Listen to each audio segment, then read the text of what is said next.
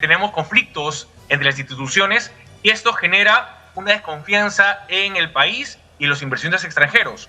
No invierten y no hay trabajo, y si no hay trabajo, generamos más pobreza.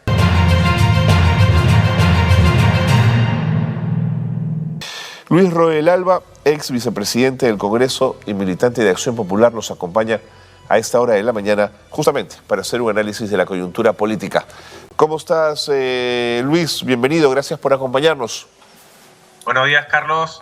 Muchas gracias por tu invitación y un saludo a toda tu audiencia. Bueno, en principio quería comenzar por el tema de la Junta Nacional de Justicia, que es un tema que no termina de cerrarse, no lo podemos dejar de mirar. Para un 74% del país, estoy usando datos de la última encuesta del IEP que hemos analizado temprano, la destitución de la Junta afecta al sistema democrático. ¿Coincides con esa apreciación? Yo creo que afecta al país en el sentido de que si hemos entendido y hemos apreciado lo que han dicho los exministros de Economía y Finanzas, los otros analistas económicos, el factor confianza. El factor confianza es lo que nos ha traído hoy por hoy a esta recesión económica, una recesión económica que se genera porque no hay inversionistas, tanto extranjeros como nacionales, que quieran invertir en el país, porque esos conflictos que se generan entre diferentes instituciones, y no solo hablo entre la Junta Nacional de Justicia y el Congreso de la República, la Junta Nacional de Justicia, el Ministerio Público o el Congreso con el Ejecutivo, y así sucesivamente tenemos conflictos entre las instituciones y esto genera una desconfianza en el país y los inversionistas extranjeros. No invierten y no hay trabajo, y si no hay trabajo, generamos más pobreza. Yo creo que se queda corto un poco lo señalado por la República de que estos conflictos en general, más que afectar a la democracia, afecta al país en diferentes extremos y diferentes materias. Pero en relacionado con la Junta Nacional de Justicia, yo creo que si bien el Congreso de la República efectivamente tiene la potestad, tiene un artículo de la Constitución que le permite, sí, justamente poder destituir por falta grave a los miembros de la Junta de Justicia, creo yo que, como ya ha señalado la Corte Interamericana de Derechos Humanos en el caso Tribunal Constitucional versus Perú, es decir, el caso emblemático del debido procedimiento en actos políticos como en el Congreso, que justamente, si usted recordará, en los 90 fue la destitución de los tres magistrados, Aguirre Roca y Rebró Marzano, y que luego la Corte lo restituyó y volvieron al Tribunal Constitucional porque justamente no se garantizó el debido procedimiento en sede parlamentaria. Y esto mismo lo ha seguido el Tribunal Constitucional, lo ha incorporado en su jurisprudencia, que es vinculante para todos los funcionarios públicos, entre ellos el Congreso de la República. Entonces, hay que, en verdad, ponernos a pensar si se ha seguido el debido procedimiento, porque tú puedes tener mandato constitucional, tú puedes tener esa potestad que te da la Constitución o el constituyente. Y otra totalmente diferente es de que ese mandato, esa atribución, se vuelva arbitrario. Lo arbitrario está vetado en un Estado constitucional de derecho como es el nuestro, y por ello hay que ser respetuoso de la Constitución y, en este caso, del debido proceso. Y algo muy importante, hay que tener en cuenta de que tanto el inicio como el final del mismo tiene que garantizarse. Dentro de las garantías del debido proceso está la debida motivación. Un ejemplo de que podría haber un cierto vicio en este procedimiento a los miembros de la Junta Nacional de Justicia.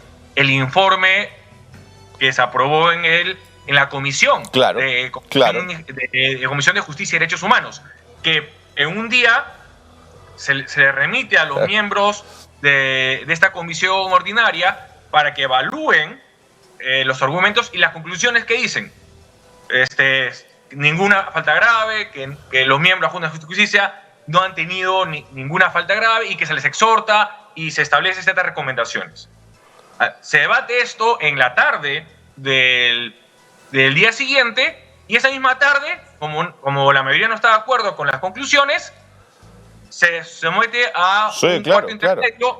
Exacto, y en la tarde tenemos unas nuevas conclusiones. Ojo, conclusiones, es decir, se establece qué cosa se va a concluir, más no los hechos, los argumentos jurídicos que sostienen esas conclusiones.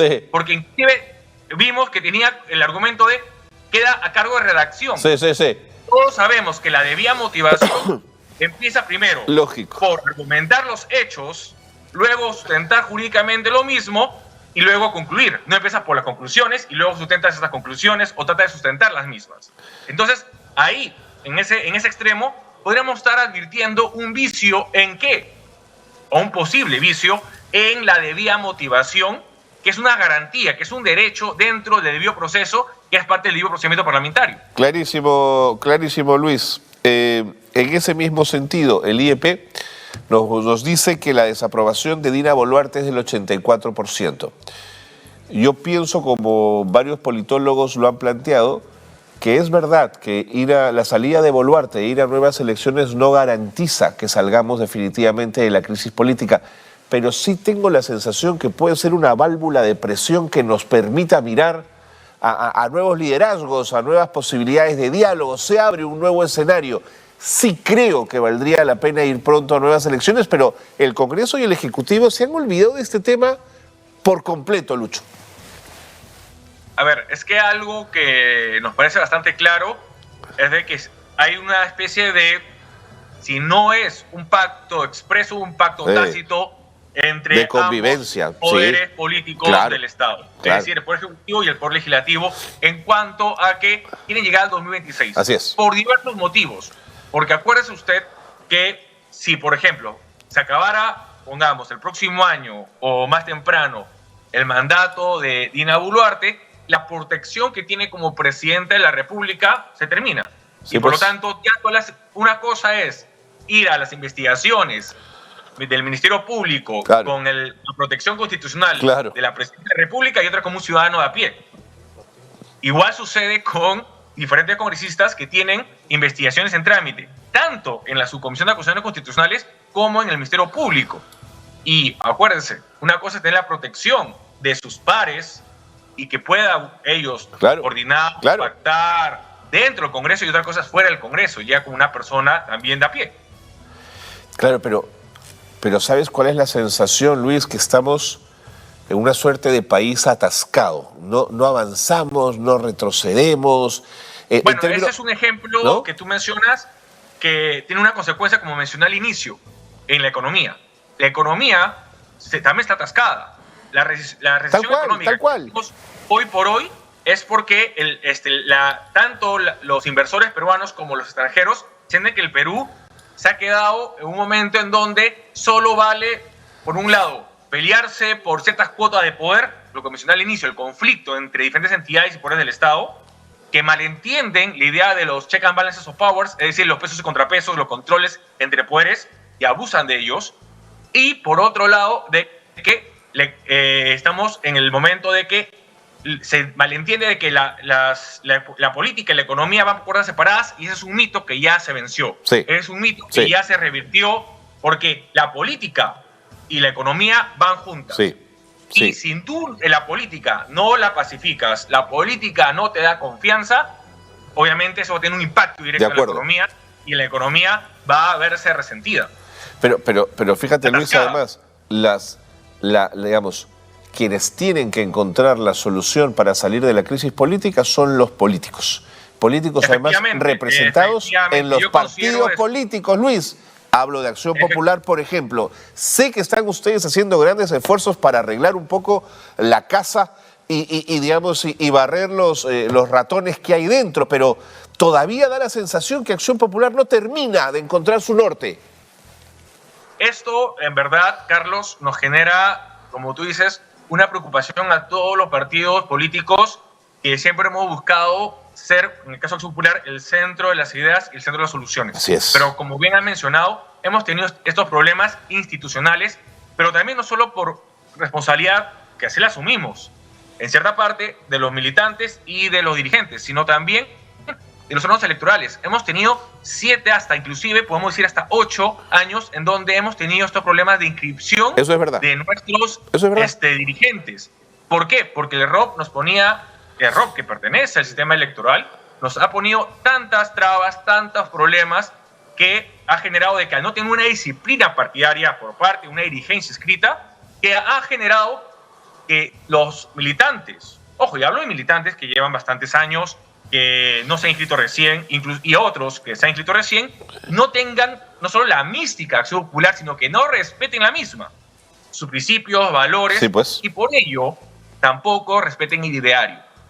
Y tenemos la situación que hemos tenido ahora. Y no solo actualmente, sino también en el pasado. Hemos tenido casos en donde, al no respetarse este ideario, los principios y valores políticos, que hemos tenido situaciones también dramáticas en donde militantes de Acción Popular se han visto envueltos en diferentes investigaciones y casos. Sí, pues. Sí, pues. Eso es un problema. Ahora, lo que sí podría ser un retroceso en los esfuerzos partidarios por intentar ordenar institucionalmente la casa es esta reforma que se está intentando hacer respecto a la modificación de las elecciones primarias en los partidos.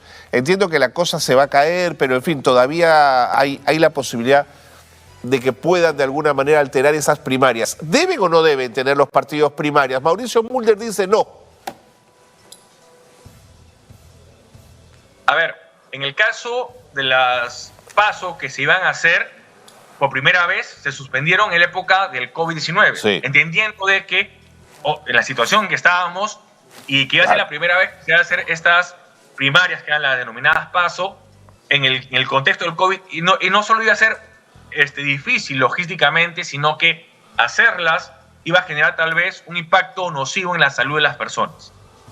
Luego, este tema de las PASO, que se suspendió en ese momento para las elecciones que fueron las que ha dado en el gobierno primero de Castillo, ahora Dina Boluarte, y el Congreso actual, ahora se está debatiendo, pensando, y esto también es una, como quien dice, un llamado de que se van a quedar 2026, porque se está pensando en el 2026 y no para el darle elecciones. Sin duda. Es de que se han que tener un debate de que si se mantienen o ya definitivamente se eliminan. En este caso, hay que ser bastante, como que dice, cuidadoso de si se hacen las PASO, ¿cómo se va a hacer? Ahora esa sería nuestra primera experiencia, permitiendo de que hay un filtro de partidos, porque las PASO buscan eso, sí, de que al haber una conglomeración sí, y una gran cantidad de partidos políticos inscritos, como lo que tenemos ahora, se haga una especie de primer filtro y que solo algunos de estos lleguen a las elecciones generales. Eso también hay que explicarle a la ciudadanía. Las PASO buscan eso. Por ejemplo, nosotros tenemos ahora, según lo que las últimas informaciones, tenemos más de 20 partidos inscritos. Si no 40, Lucho. Más de 40, perdón, más de 40. Si no 40, partidos así es. Entre los que ya conocemos, que eran unos 20, más otros 20 nuevos. Entonces, esta gran cantidad de partidos políticos tiene que buscar una forma de filtro. Si no, ¿qué va a ser el gran problema? Que, por ejemplo, con 2% o 5%, y esta es en segunda vuelta.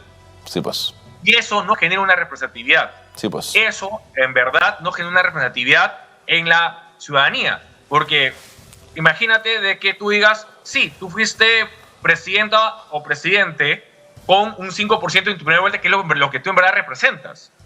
Cuando en realidad hay unos 25% que en verdad que no está contigo, que no sigue tu diario, que no sigue tu plan de gobierno. Entonces, en verdad, ¿a quiénes va a representar a el futuro presidente o futuro presidenta del país? Totalmente, totalmente. Por ejemplo, lo veíamos también el otro día, el caso argentino, ¿no? Cómo las PASO han permitido que de 18 partidos queden 5 al final, lo cual, pero 5 además, no solo para el Ejecutivo, sino 5 partidos en el Congreso de la República, que te da una dinámica mucho más ordenada para poder alcanzar negociaciones políticas interesantes, reformas estructurales, Luis, en el país. Yo creo que eso es importante, porque si no vas a tener que buscar y eso también es un tema muy difícil, que los partidos empiecen a pensar en lo que vienen a ser los frentes. Los frentes, es difícil. Es difícil hoy por hoy, porque, seamos sinceros, los egos de diferentes líderes de los partidos que hoy por hoy están, no van a permitir ello. Tal vez los frentes o las alianzas partidarias se puedan dar, ¿cuándo? Ya cuando estén en una segunda vuelta, o ya dentro del Congreso, o cuando ya se inicie las funciones del presidente o presidente elegido. Pero es muy difícil que antes de ello quieran hacer estos frentes, porque cada uno tiene no solo por su ego, sino también por sus aspiraciones políticas, ser presidente o presidenta del país. Claro, entonces, frente a la situación de que no tenemos esa posibilidad en los líderes políticos de generar estos frentes democráticos, estos frentes en cuanto a que conglomeren tal vez la derecha, la izquierda y el centro, que por lo menos sería interesante, porque ya por lo menos tendrías juntos a los partidos que tienen una misma ideología política en general, claro, con sus discrepancias específicas, pero en general lo que es cada uno de ellos, poder formar estos frentes e ir eso a las elecciones. Pero no vemos eso, no vemos de acuerdo. De los 90, no lo vemos. De acuerdo. Entonces, frente a esas situaciones, creo que las PASO podrían ser una solución para reducir la oferta de partidos. Sí. Que, como tú bien mencionas, tenemos, tal vez, uno revisa 20 conocidos, pero tenemos 20 que sí, no conocemos y no sabemos qué nos pueda traer más adelante. Totalmente. Bueno, Luis, el tiempo me ganó. Gracias por estar con nosotros. Vente cuando quieras al programa para seguir hablando de estos temas. Muchas gracias. Muchas gracias, Carlos, y estaré atento a tus invitaciones. Muchas gracias. Y saludos a todos tus audiencia y oyentes.